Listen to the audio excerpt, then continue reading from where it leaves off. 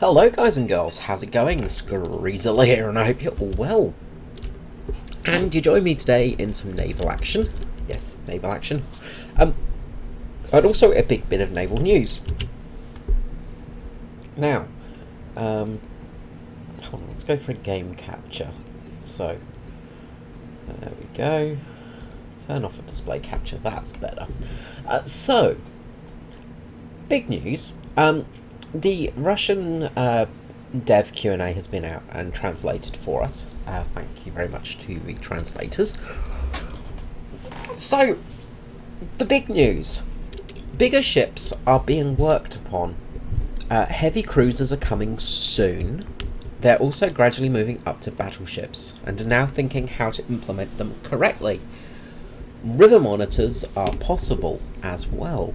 So, we're getting heavy cruisers. Now I expect this is going to be in release of the Japanese tech tree. So we're going to get Japanese tech tree with heavy cruisers, and the heavy cruisers are going to be part of the Japanese closed beta. So what could we be looking at for the heavy cruisers? Well, that's a tricky one because there are a few heavy cruisers that are notable. With a heavy cruiser, of course, they've got much bigger guns. And they also tend to have some decent armour on board. Now we do have a heavy cruiser in game. The sister ship. Oh no, well no, sorry, this ship here, the Krancy Kavkaz. This is technically a heavy cruiser, although its class is a light cruiser. The guns make it a heavy cruiser. It's one of those things, much like... Oh, there's so many things in the world of ships that make things hard, like the designation of what's a frigate, what's a cruiser, what's a bloody gunboat, what's a destroyer, what's a heavy destroyer, what's a heavy cruiser, what's a battleship, what's a dreadnought. You know, there are all these things. Generally, it goes down to weight and gun caliber, though. Those are the two things that generally get decided upon for what's going to be what. What we could get is the Furataka class. The Furataka is a relatively decent class of heavy cruiser. 1926, built I think off memory. She had 200mm guns as well, so big guns on board. And I think she had 6 200mm guns.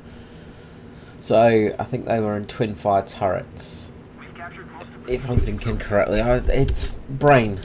Brain does not like to brain very much. So something like that for Furataka could be a very possible thing we would get. But one of the other things in there is river boats, river monitors, I should say. I really should get away from this cruiser because people are going to start shooting at it and thus shooting at me as well. River monitors. So what's a river monitor, I hear you cry? In which I respond, well, it's a kind of lizard that lives in a river. River monitors, they are basically, again, one of those weird classes of ships. There's still river monitors actually in the game. Basically a lot of the Russian ships are river monitors. You get a lot of Russian river monitors in game. Because basically a river monitor is a flat bottom boat designed for a shallow draft, designed to go along rivers. Brazil uses them a lot still, of course. Brazil has some modern river monitors, which is kind of cool. And Russia uses them a lot because they have a lot of rivers. Generally, countries that have a lot of rivers and waterways and places where you're going to see, you know, you're going to need a shallow draft of water, are generally where river monitors come into their own.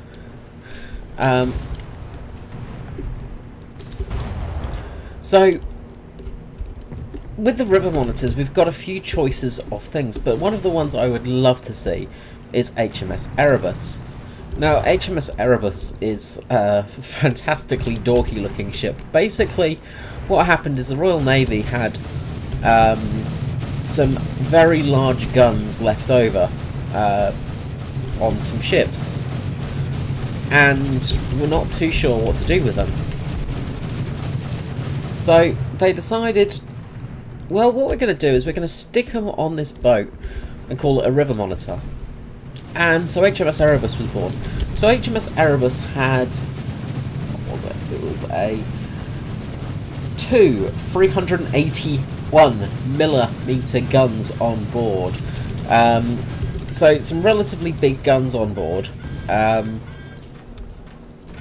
you can imagine, they were pretty big old guns, and we're getting absolute hammering here because there's two cruisers either side of us. We are not going to live very long in this respect. Might launch out all of my torpedoes just in a vain hope that I hit this guy. He is turning, so I doubt I will, but at least I might be able to do something before I die. But river monitors are basically just crazy things. They're very cool.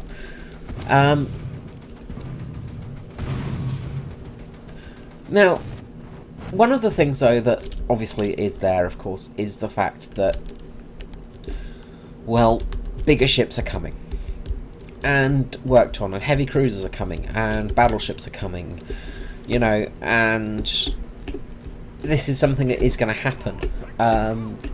It's something that's definitely going to happen. It's been confirmed, so to say, and, well, with that means that we've got big guns coming. So what are we going to do with that?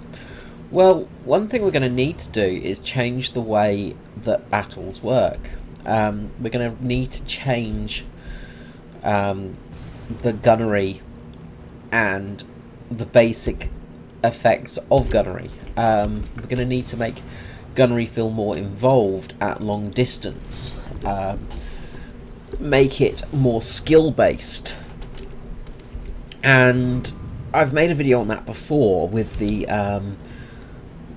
Pacific Fleet video that I've done, basically talking about how we could possibly look at making a more involved gunnery school, making it so that you have to actually elevate your guns correctly, and, you know, all of this stuff to make it much harder to actually play ships. And that has its drawbacks and its advantages, because if you make it harder, people are not going to want to play as much. However, you can make it harder in realistic battle, but not arcade.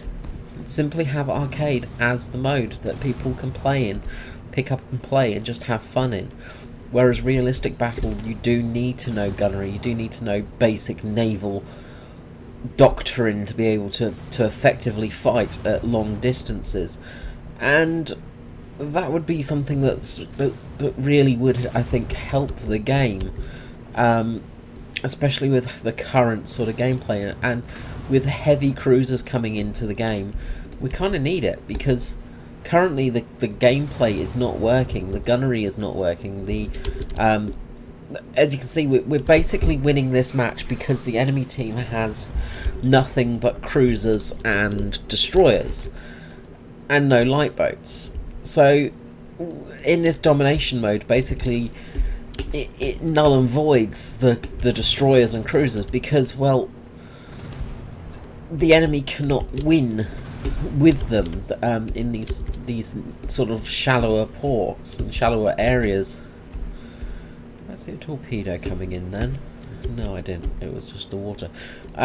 So the gameplay in that aspect needs to be looked at, and it has been. You know, there has been some changes to the gameplay and some new modes added.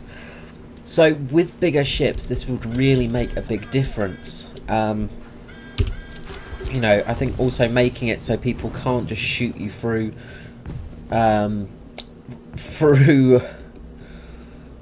bloody bushes and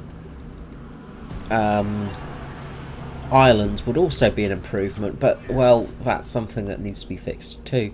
More open naval battles is something that we need.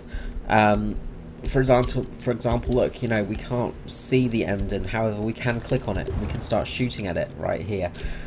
So there's a lot that needs to be done, and there's still a lot of work that does need to be done by Gaijin. Hopefully they do listen to us on this this area, you know, because at the moment it's really lacking in you know, gameplay, because look, we can't see that guy. There is no way I can see whatever that is that I'm shooting at. But I can see, they can see me. You know, it's very broken, and that's the sort of thing that does need to be fixed, because this is the kind of thing that ruins naval for gameplay. You know, this is why naval gameplay sucks, because, well, we're shooting at each other through islands. You know, the guy over here is fine. You know, that's a ship in the open. You know, it's something that we can see and we can fight against, kind of.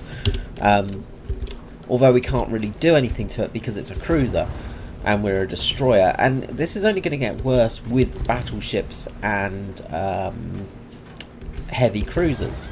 You know, it's going to boil down to who has the most big boats. And yes, that is something that is going to be problematic in the gameplay. However, if Gaijin implement the gameplay correctly, then it could work. However, I doubt they will. So as much as I really want to see heavy cruisers and battleships come in, the problem is gameplay is just going to be like this, where you cannot do anything because you're being hammered in your spawn by people behind 100 islands. You know, it's just not an incentive gameplay. They are looking at changing the way AI gunners work, things like that, and that does need to be changed, but the way gunnery works in general needs to be changed. You know, it's broken. It is very broken at the moment. Naval gameplay is incredibly broken, and it does need to be changed. However, bigger boats are something that would work, and could work, and should work. How do you fight against larger ships? Well, simple, aircraft. However, you need numbers of aircraft, because, well, a single aircraft isn't going to do much to a battleship, because it's going to get mowed down by its anti-aircraft fire. A battleship is basically currently like strapping about 6 or 7 destroyers together in the current naval gameplay. That's basically what you would actually have at the moment. Ugh. Well, that's fun. Did my torpedo just launch backwards? Is that what just happened? If it did... No, it didn't. It can't have. It can't have. If it did, then we're going to hit that ship. But there's just no way. No way it should have done that. Anyway, yeah, current naval is broken fundamentally, and that's the problem. You know, like they're saying, you know, there's currently no problems with how larger boats are just slaughtering smaller boats, and that's true. You know, in gameplay, that's how it should be. Historically, that's how it should be. But the problem is the AI gunners. That's the big issue, is because AI gunners can see you through rocks and can see you no matter what you do. So you can't launch a surprise attack. And this is what these smaller boats were all about. The other issue with naval is just the visibility that we have. You know, the fact that you can press X and that wins the game. That's a problem. They need to remove that feature. They need to make it so you need to visually see the ship, or be really good at maths. Until they do that, it's not going to work. One of the other things that was mentioned in this dev blog was the fact that submarines are unlikely to be added since their gameplay is way too slow. Well, they said that about battleships and larger ships in general, so what's their stance at the moment? Because they keep saying one thing and then just doing another. They said larger ships were not going to be added no matter what, and they are adding them. So submarines are definitely going to come at some stage.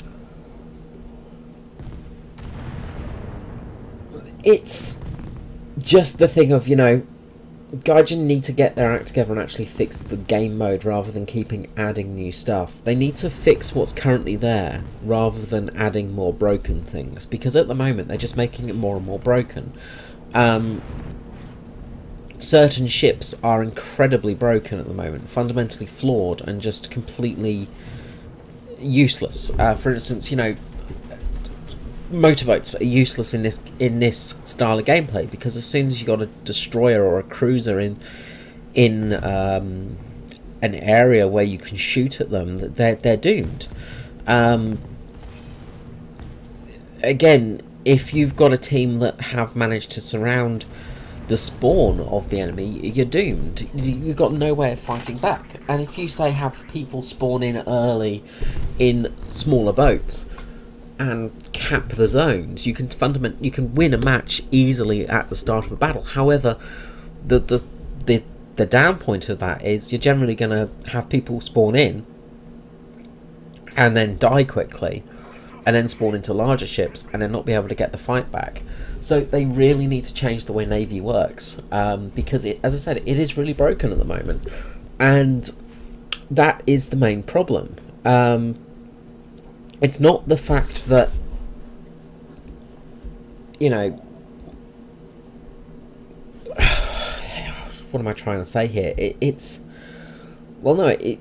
I'm just trying to say it is absolutely broken. Like, it's just completely and utterly broken naval at the moment. There is no balance in there.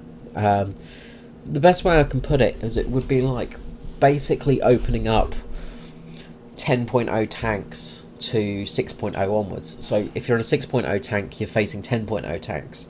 You know, that's basically how big a disadvantage you have. Let's just look at some of the ships, for instance, in the Russian line. The Krasny Kavkaz is, you know, as I said, that is technically a heavy cruiser. And it's, you know, if it gets in a position, it can really do some damage. We do have river monitor type ships in the Russian line already, with the 1204, for instance. This kind of vessel is a river monitor. This is what it's there for. If you look at it, you can see that it's a flat bombed boat, basically. The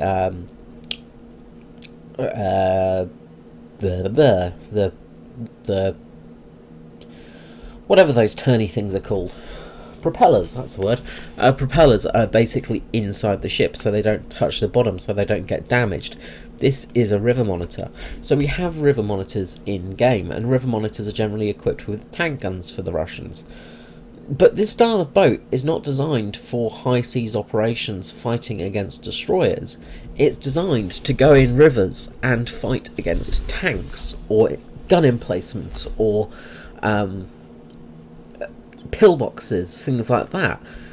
It's not designed to go and fight a battleship. You know, no captain in his right mind would take one of these boats and sail up to a battleship and be like, oh, I'm going to fight you. It just wouldn't work. One of the other things, sorry, just before I get too distracted on future, well, this is future as well, one of the other things they are doing, hopefully, is actually going to be showing the armour of the ship as is. So currently, you know, this section here apparently is unarmoured, even though it's maybe about 1 millimetre thick, maybe about 1 or 2 mil, but it's still armour.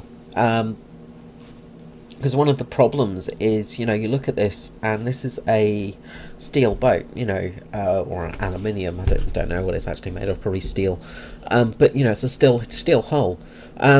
So this has the same armour value as, let's just go to Germany quickly, this, as this, which is a wooden boat. You know, so there's no real knowledge of what's what. You know, obviously a wooden boat is going to have much less resistance against a high explosive shell than an aluminium or metal skinned boat. But that leads me on to another issue, is, you know, the fact that you have these smaller patrol boats able to take a, you know, 180mm high explosive shell to the face and not have problems. Because if, you know, you shot an S-boat here with a 180mm shell, this whole front section would be gone. This whole area would be just disappeared. But at the moment, what happens is it just turns black, and that's it. You know, so they're going to try and hopefully make things a little bit more, the damage model a little bit better. They are going to work on the damage model, which is currently in a plan. Another thing is electric torpedoes are going to have wake removed, so it means torpedoes might be more effective when they're electric, because, you know, if you've got an electric motor in a torpedo, you don't get the bubbles behind it that an oxygen powered torpedo has. And this is going to be important for the Imperial Japanese Navy, because they had some very good torpedoes. Usually they were oxygen filled, but they have some very fast torpedoes and some very good torpedoes that have good long range and good stealth capabilities.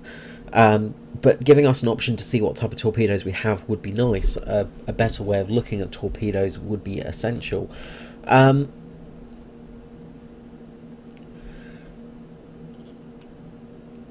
That's about it, really.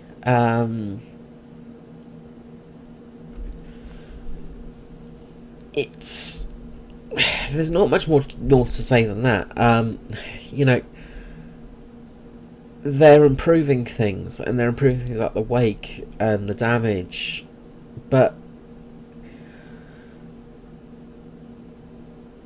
they're not fixing things that need to really be fixed, the fundamental flaws in this gameplay mode. You know, things such as cruisers being much stronger than, you know, the K2 here. You know, the K2 basically being a useless boat. It's hard to balance this, but one way of doing it would be to have this section here separate to this section here. Maybe not the larger gunboats, you know, but having the ability to take these smaller boats into river matches, matches where the maps are made up of rivers and lakes instead of oceans, because they're not designed for rivers and lakes. Sorry, they're not designed for oceans, they're designed more for rivers and lakes and coastal defence. Although we've got coastal defence as it is, in coastal defence you didn't generally get cruisers and destroyers coming in so close to the enemy coastal areas, because basically they would get their ass handed to them by shore bombardment. So, you know, they need to actually go with a true path of how they want this. Do they want to basically be fighting World of Warships with their ships and actually having proper true ship battles and historical ship battles, or do they want a more quick-paced arcadey style fun, similar to how tank matches go? Because if they want that, then they can't keep adding bigger ships. They need to start making smaller ships more viable, because bigger ships are not that. They're not fast-paced, they're not quick-moving in respect to the smaller ones. You know, they're still fast. You know, like battleships, later battleships like the Iowa were bloody fast. I think they were like 32 knots or something stupid like that. You know, they were going upwards of, you know, 40-50 miles per hour. You know, destroyers are going 40 miles per hour plus. You know, they're fast moving vessels, but they need to be on large maps, and at the moment the maps are too small. We have had an interesting change with the maps. If we just go to custom battles and blah blah blah, create session, if we look at the maps, you can see that the Fugo Islands is a very big map, but we still have maps like the Gulf, the Arden Sea, where this section here is just too narrow, but you get this section here where it's wider, but nobody takes advantage of it because there's nothing out here to do, because it's still just Cap C, B and A. You know, fundamentally, this is the problem. I mean, look at the African Gulf map, for instance, you know, where you can spawn out here as a cruiser or destroyer, but what's the point? Because that's where all the action's being taken place. You know, when they've got a sea point out in the middle of nowhere, it just becomes obsolete. People only fight over A and B.